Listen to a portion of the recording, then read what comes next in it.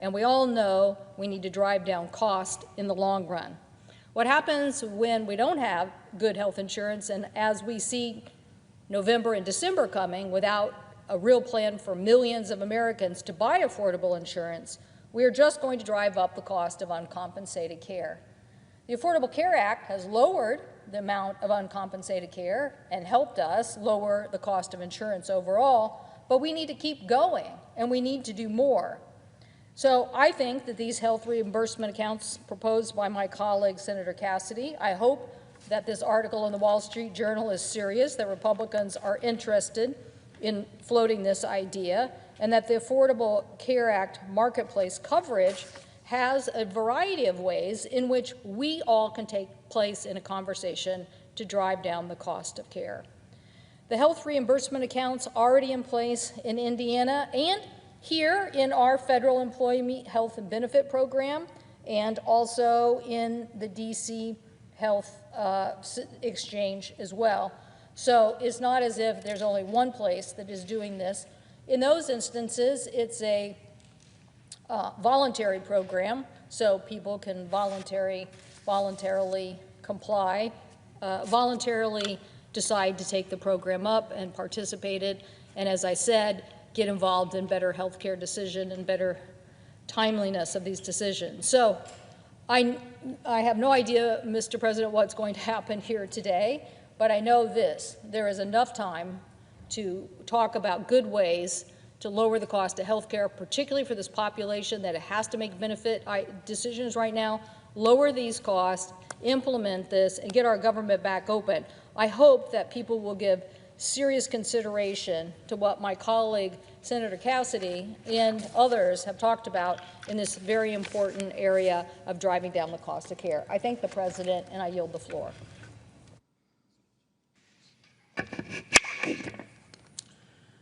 Mr. President. Senator from Iowa.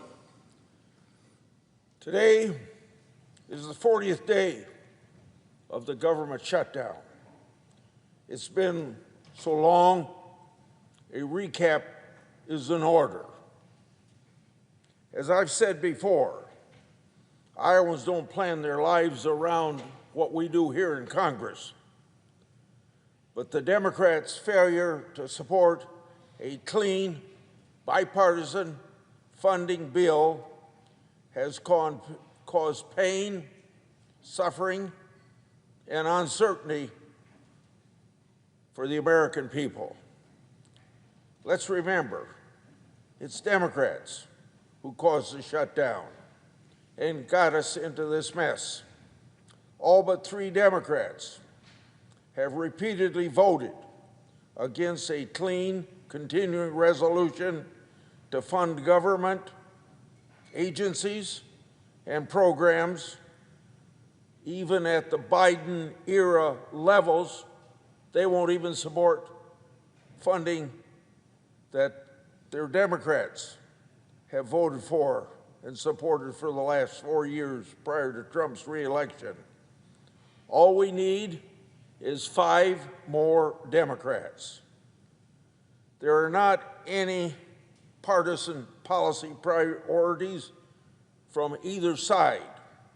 That's why we call it a clean government funding resolution. Republicans, by supporting this continuing resolution, have sought to put partisan politics aside to keep the government open for the American people, while the Appropriations Committee members hash out full-year appropriation bills under what we call regular order. Now, obviously, for the last 40 days, the taxpayers of this country and every citizen see daily demonstrated Democrats have had other plans other than just a clean funding resolution. They have not put their policy priorities to the side. They've taken the American people hostage by refusing to vote for a government funding unless it includes their partisan priorities.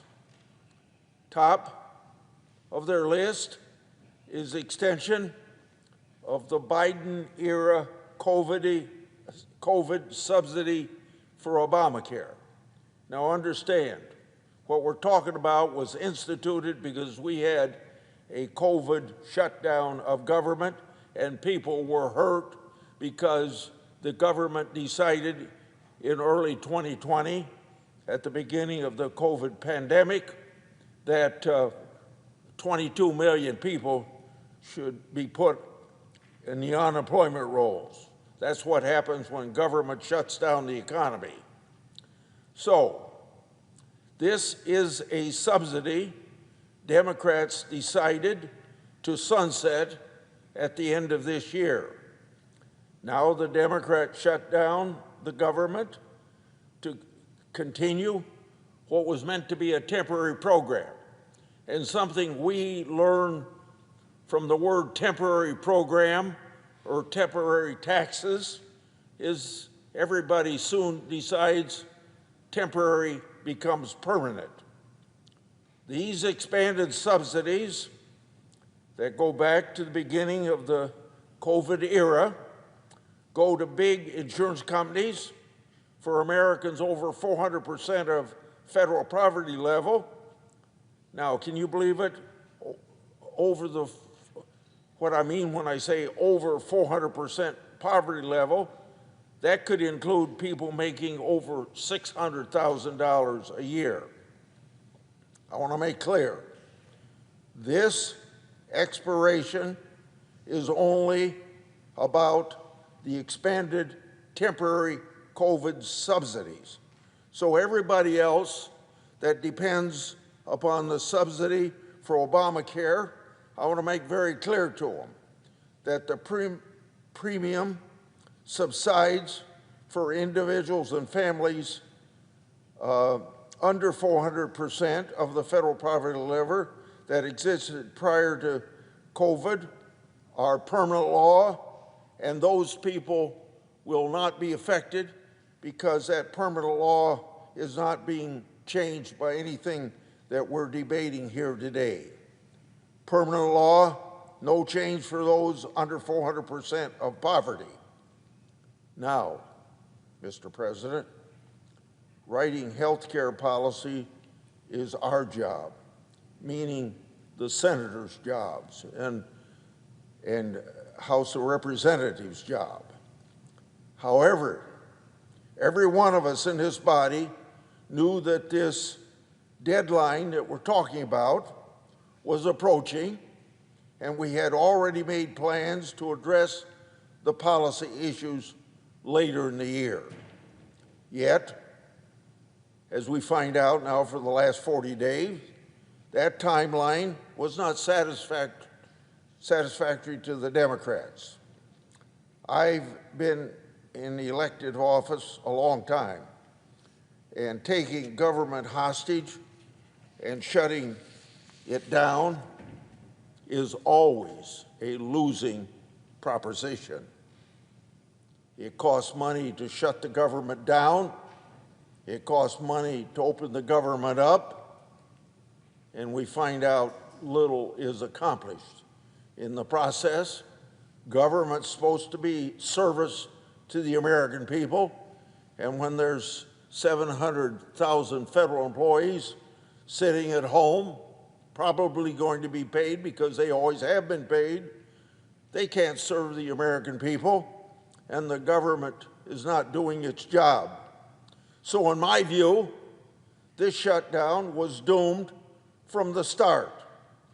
But Democrats marched forward anyway, following their leaders into the mess that we now have had for the last 40 days. On day 38, now 2 days ago, so 38 days after the government shut down, Leader Schumer came to the Senate floor and unveiled his big plan. On day 38, he came with the Democrats' first plan, get the American people out of this government shutdown. Now, why would he wait 38 days. Why would he wait? If you were serious about a bipartisan solution to lower the cost of health care for the American people, I don't believe you would sit idle for 38 days before making an offer. I've shared the pain the shutdown has inflicted upon Iowans, but it bears repeating. I have families calling my office, asking where they can get food. Our food banks are overrun as Thanksgiving is just a few weeks away. Now, I want to give you an example that was reported by the person behind this constituent in the checkout line. One of my constituents, while grocery shopping at Walmart in Marion, Iowa, was left with no groceries for her family when she found out at the cash register that her food stamps were not on her debit card. That kind of uncertainty has real-world impacts. The realization brought this constituent to tears, it was reported to me. And why wouldn't you go into tears? Let's just take a moment to think about how you would feel coming home empty-handed from the grocery store and the stress it inflicts on families. Perhaps your kids are crying because they're hungry. Young farmers can't get their loan money from the Department of Agriculture during this government shutdown, and these young farmers are already in an ag economy that's underwater. How are they going to keep their business going? And then, I don't know what percentage of the American public flies every day, but it's significant that flights are being canceled left and right because air traffic controllers aren't being paid. That means people who are trying to get to a sick family member or attend a sister's wedding may not make it on time. Law enforcement, including our own Capitol Police that we rub shoulders with every day here, are working overtime and not being paid. The entire federal workforce is not being paid. 3 million people who have families and bills to pay. Now, that's just 4 or 5 examples. Unfortunately, the list could go on. I often say Washington, D.C., right where we're standing now, this town and the people that are in it live and work in an island surrounded by reality. I've been begging Leader Schumer to give just 5 Democrats the go-ahead to join us in a common-sense, clean funding bill. Let me remind you that Democrats voted for this same structure of a clean funding resolution at least 13 times during the 4 years of President Biden. So I would ask them, what's wrong with voting for a clean funding resolution during this year and during this shutdown, or to prevent this shutdown? The answer is the American people elected a new president, and that president is not a Democrat. Well, elections have consequences. In a democratic republic, the will of the people is exercised by voters, and congressional leaders must respect that and live with the consequences. It's past time the Democrat leaders cut loose their members who want to work in a bipartisan way. Iowans at my town meetings want more bipartisanship out out of Washington. They're cynical that all we do is fight and nothing ever gets done. I try to educate them on how it's not as bad as what they see on TV, and senators really do want to legislate and serve the American people. So let's roll up our sleeves, get the job done. The American people deserve better. I yield the floor.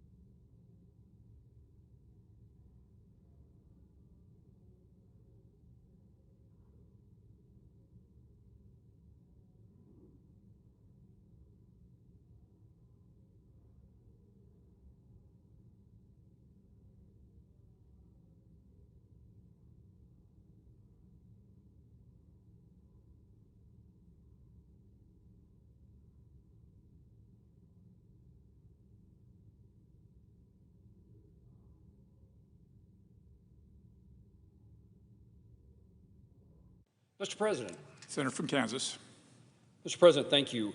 I've introduced legislation as is introduced on an annual basis. We've done so again this year to make certain that the rate of disability compensation and other financial benefits from the Department of Veterans Affairs for veterans and military survivors keeps pace with the rate of inflation. The annual Veterans Compensation Cost of Living Adjustment Act of 2025 will increase certain VA benefits by 2.8%, including disability compensation, clothing allowances, and dependency and indemnity compensation for surviving spouses and children. That is to better reflect the changes in the everyday cost of living and align with the annual benefit increase by the Social Security Administration. This adjustment allows veterans and their families to have the peace of mind of knowing that their VA benefits will keep up with our nation's economy and that VA can continue delivering support for those who have served while alleviating the stress of financial uncertainty due to circumstances that are out of their control. In addition to the Cost of Living Adjustment Act, the Senate Committee on Veterans Affairs has also reported out Senator Rosen, the senator from Nevada's Lactation Spaces for Veterans Moms Act, which would make certain that each VA medical center has an appropriate space for veterans' moms to pump or to breastfeed. Women's veterans are the fastest growing patient demographic, and we must make certain that the VA facilities can meet their needs. Mr. President, I therefore ask unanimous consent that the Senate proceed to the immediate consideration of calendar number 202 S2392. The clerk will report. Calendar number 202 S2392, a bill to increase, effective as December 1st, 2025, the rates of compensation for veterans with service-connected disabilities and so forth, and for other purposes. Without objection, the Senate will proceed to the measure. I ask unanimous consent then that the bill be considered read a third time and passed, and that the motion to reconsider to be considered made and laid upon the table. Without objection. And also, Mr. President, I therefore ask unanimous consent that the Senate proceed to the immediate consideration of calendar number 200 S778. The clerk will report. Calendar number 200 S778, a bill to amend Title 38 United States Code to require a lactation space at each medical center of the Department of Veterans Affairs. Without objection, the Senate will proceed to the measure. Therefore, I ask unanimous consent that the committee reported substitute amendment be agreed to, the bill as amended be considered read a third time and passed, and that the motions to reconsider be considered made and laid upon the table. Without objection. Thank you, Mr. President.